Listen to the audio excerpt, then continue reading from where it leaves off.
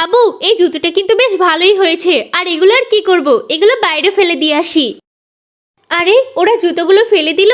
এই জুতোগুলো তো মনে হয় আমার মেয়ের পায়ে ঠিকঠাক হবে। এটা আমি আমার সাথে করে নিয়ে যাই। আরে সাথে জুতো কার্টুনটাও নিয়ে যাই। ওকে বলবো নতুন জুতো কিনে দিয়েছি, কত খুশি হবে। মনা, এই দেখ, তোর জন্য আমি নতুন জুতো এনেছি। দেখ তো তোর পায়ে ঠিকঠাক হয় কিনা। কি মজা, আমার নতুন জুতো, কি মজা। এখনই আমি এই জুতোটাকে পরবো। মা, আমি তাহলে রাস্তায় থেকে একটু ঘোরাঘুরি করে আসি। এই, তুই আমার ফেলে দিয়া জুতো পরেছিস কেন রে? তোমার ফেলে দিয়া জুতো কেন হবে? এটা আমার মা আমার জন্য কিনে এনে দিয়েছে। আর এটা আমার ফেলে দিয়া জুতো। তোর মা তো আমার জুতোর কার্টুনে করে নিয়ে গেল।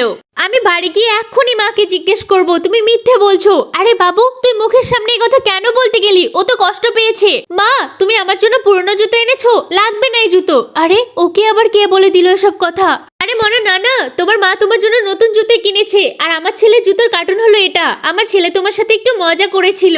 হ্যাঁ রে মনা, তুই আমাকে ক্ষমা করে দিস। আমি তোকে মিথ্যে মিথ্যে করে বলেছিলাম। ভাই, আপনাকে অনেক অনেক ধন্যবাদ।